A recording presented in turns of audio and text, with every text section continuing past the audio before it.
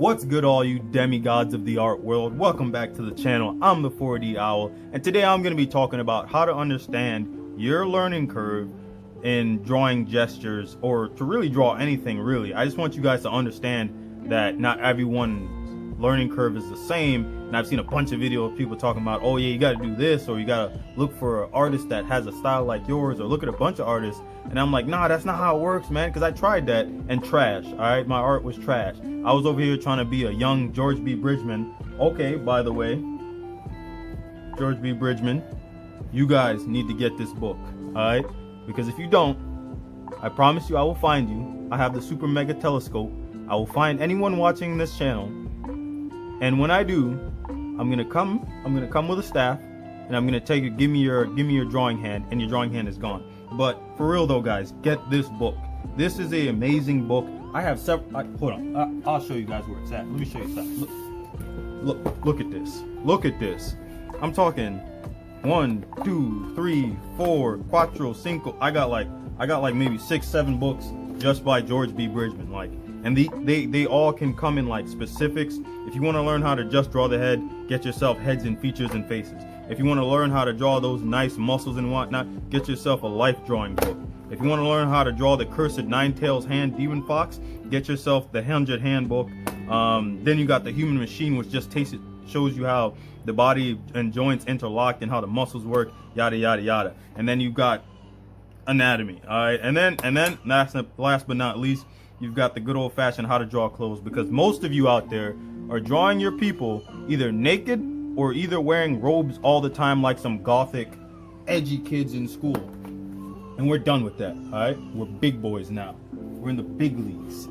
All right, so that aside, time to go over my little sketchbook and how I improved on drawing with my learning curve and understanding what my strengths and weaknesses were. And hopefully you guys are willing to pick out your strengths and weakness, because that doesn't mean, oh yeah, well, I think I have this weak. No, you know you got it. You know that's your weakness. Work on it. Don't just run away from it, because it's going to be waiting in your closet or under your bed for you to go to sleep at night, and then it's going to come out, and then guess what? It's going to drag you under there. I know some of you seen like a Freddy Krueger versus Jason movie. Remember that. Alright? So, this is where I started. This sketchbook was specifically just for sketching gestures, and this was my first attempt at drawing gestures. This was my first 3 right here. Now, it may look pretty good, but I've been drawing for a little bit of time now, or I've been taking it seriously for about 2 years now. I only started taking drawing seriously when I got to college, and my art professor was like, "Young Vera, you seem to have a natural talent for art. Why don't you become an artist?" And I was like, "Yes, sensei, I will do as you say." Alright. Anyways, I like to organize it a little bit, and when I went into drawing, I would watch some videos, and it would tell me what you have to do is you have to find the longest line of action in each part of the body. What I had trouble understanding was how to create these gesture drawings with like a relaxed kind of fluid movement. I've seen all those super awesome other artists doing on Instagram and whatnot, and it's because I lacked the fundamentals and I didn't understand what exactly I was even trying to draw. Like, I was just trying to draw like what they did, and if I saw squiggly lines that look kind of smooth and silky, I was like, all right, well, they're doing it, I can do it too. I would just kind of just keep on pressing this and doing the same thing over and over again. I'm not saying that doing the same thing won't make you better, but if you're practicing and you're practicing incorrectly, then you're never going to improve. It's kind of whole that idea about perfect practice, you know what I'm saying? Perfect practice makes perfect. Perfect art, or perfect anything really, because if you're practicing like a 3-year-old and you're wonking away and just drawing crap all over your paper, you're never going to get anything good out of it. And as I would progress, there were little things that I would pick up. Like, as you guys might have noticed in my last few, these were just straight lines, and my proportions were kind of disoriented. I didn't really understand them. Some things are too long. Like, look at this. That's like, what is that, a python? And then this other arm is like, what? A chicken leg, maybe? Come on. All right, so as I went on, I started to put these little dash lines, as you see right here. These. That guy right there. These little dash lines. And for each one of these dash lines, it's actually just an inch. I figured use an inch and then use the 8 heads method, and then that way I could kind of figure out where proportions went. And this helped me understand how long or short the body should be in terms of arms and legs and torso and head. All right, and that's something you guys really want to actually get down, but it doesn't work like that for everyone. Like I said, these little things just help me out. I don't know if they'll help you, but it's always good to try it. All right, as you go on, you got to be willing to actually step outside your boundary, your little safe zone, whatever you want to call it, and, you know, challenge the pit bull in the yard. You know what I'm saying? Jump that fence for your ball. That pit bull's over there. 3 pit bulls, 3 of them waiting for you to jump over that wall to come get your ball back. So imagine that art is that pit bull. You know, one of them is called Eraserhead, the other one is called Pencil Doppler, and then one of them is called the Ruler of Time. I don't know, but the point is, you want to push yourself past your comfort zone a little bit to actually do different things or use different techniques that you never know might be your thing. You know what I'm saying? Just try something new. It ain't gonna hurt you. It's really only gonna make you either better or just let you know that you're trash at something.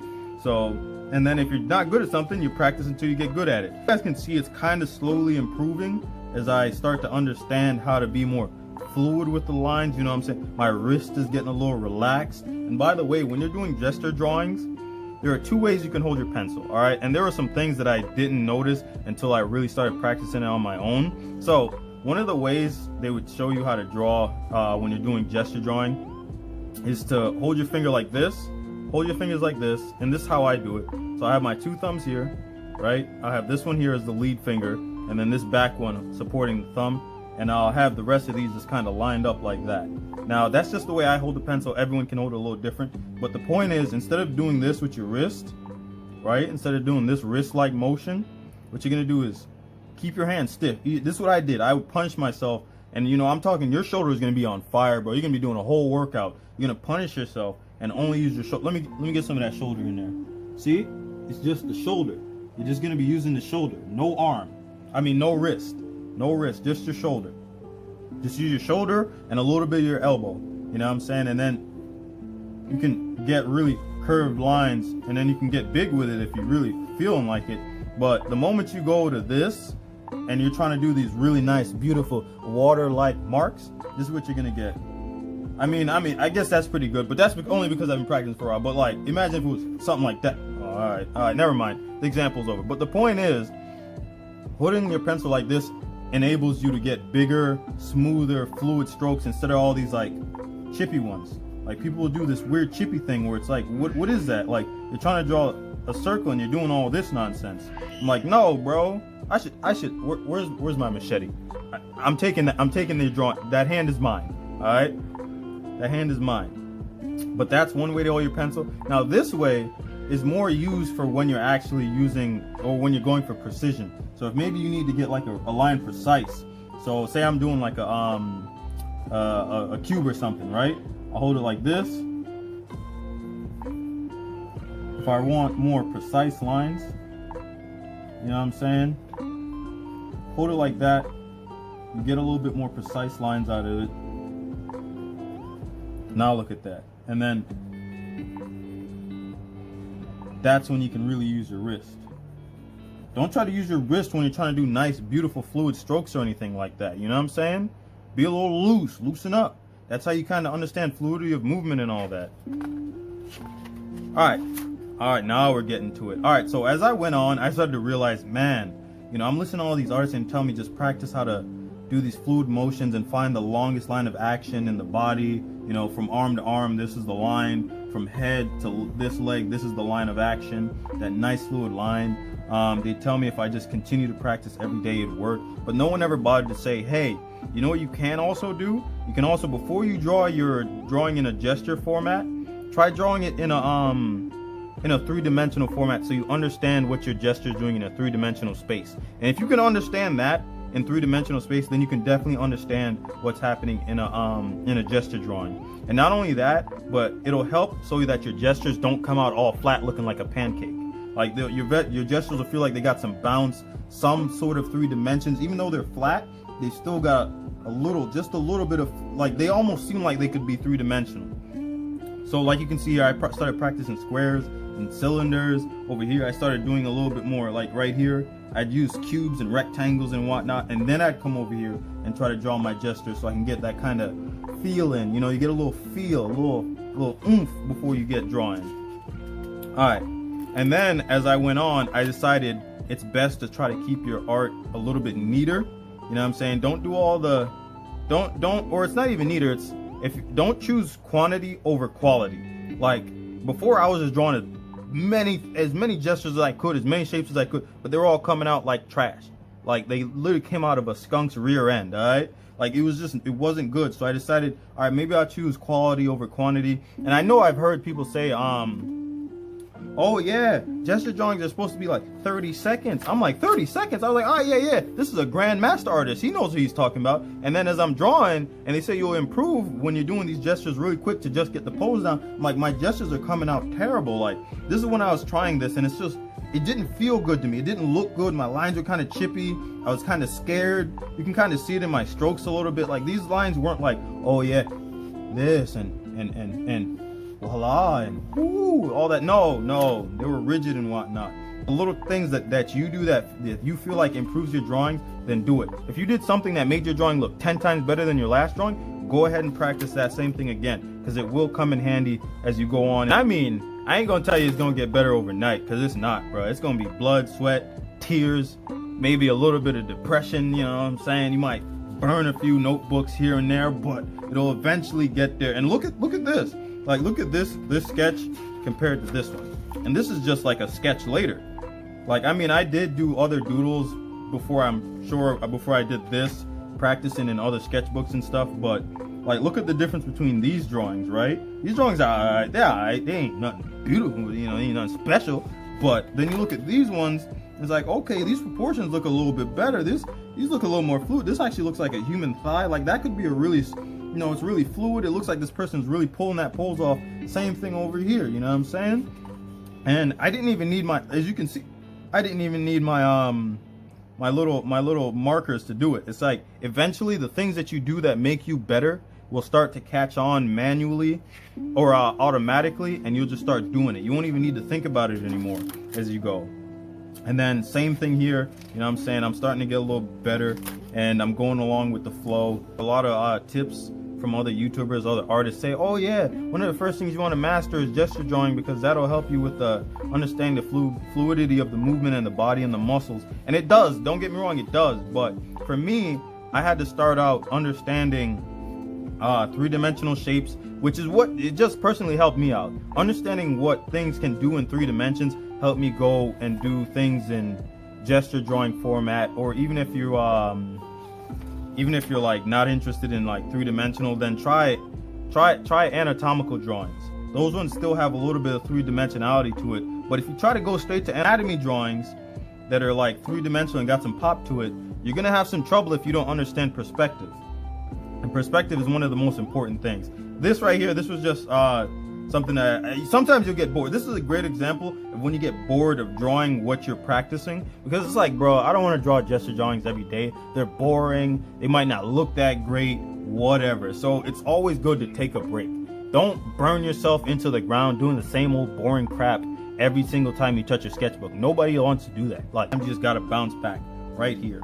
Now it's really starting to improve. My work is becoming a little cleaner. My lines aren't as, you know, messy. I'm not doing too much of this back and forth on my thing. It's just one fluid movement and done. You know what I'm saying? And that's what happens. You'll see improvement. When you see improvement, you start to do your little dance to yourself, like, oh yeah, I got that right. I'm getting nice. I'm getting real nice. I might have to start competing with some of these YouTubers. Damn, I'm good.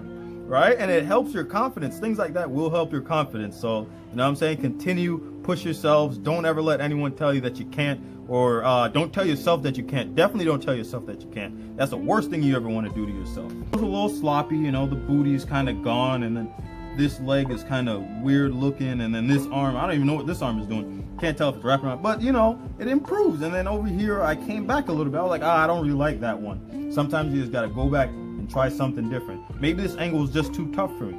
If an angle's too tough for you, don't beat yourself up over it just because you didn't do a good job. Go on to another angle, try that one. Maybe something in that angle will help you go back and then look at this angle. I'm like, oh yeah, that's what I could have done better, you know? And then right here, right, you can really see me starting to use those 3-dimensional shapes to help my gesture drawing over here. And this is really good in my opinion. Like, I decided, all right, I need to understand how this head is turned? Where is this torso going? Where's this hip doing? Is it leaning like this?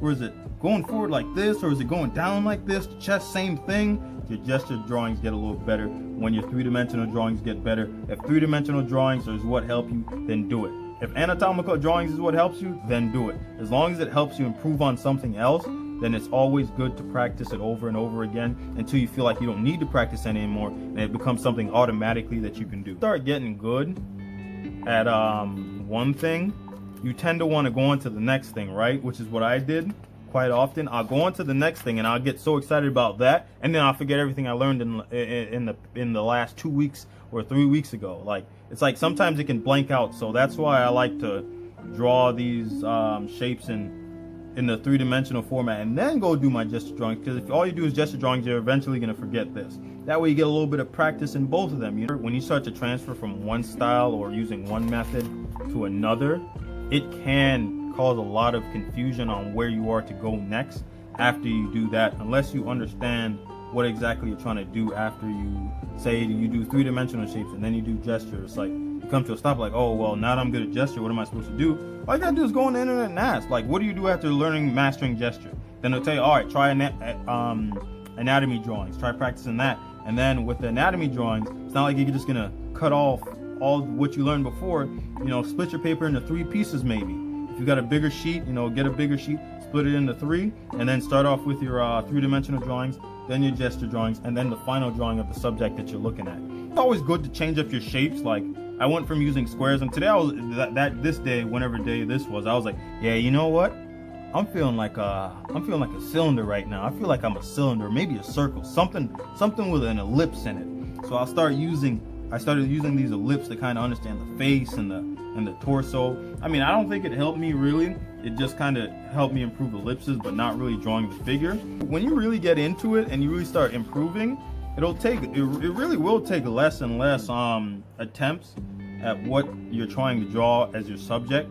Like, this one only took me 3 attempts. As you saw in my last ones, I was drawing a bunch of cubes and taking all types of shots at it. And now I'm only down to 3, and as you start to improve, you'll eventually get down to 1. All right, so right here is where I was crossing over into the world of like adding a little bit more kind of fleshiness to it, like making the muscles have their own shapes instead of just doing really nice big arcs and all that whatnot. I was like, yeah, I'm tired of all that. I'm bored of gesture drawings now. So now I'm gonna try to add some more movement in these drawings instead of just these one long strokes and all that. And what I started off by doing was breaking down the body parts. Like I've seen some people, or I feel like something I did as well when I was when I started out drawing was I would try to draw the whole, just try to take it all, just mouthfuls, just scarfing it all down, trying to get it all in there, all the information at once. But I realized as I started to go on, for me at least, it's easier for me to like say, all right, I'm gonna focus on the arm today, or I'm gonna focus on the torso, or the hips, or the thighs, or the knees, or the legs. It's good to break it down from top to bottom or bottom to top. It was just a one-shot attempt just to see where I was at. And there's nothing wrong with that, like testing your mettle. You know what I'm saying? Like, yeah, I've been practicing, so I'm gonna challenge the fastest guy on the team now. Now that I've been running so hard, yeah, I've been running every day. I'm gonna challenge him. So it's good to challenge yourself a little bit. Take a one shot at it, see how you do, and then once you understand what it is that you're doing, then go search up information on how to improve what you just did. With the shoulder and the elbow, you know, I was like, all right, I think I can break this down into a little something nicer, a little simpler than this, or simpler than what I've seen before. So I broke it down into these shapes, how the shoulder attaches to the arm and the pec.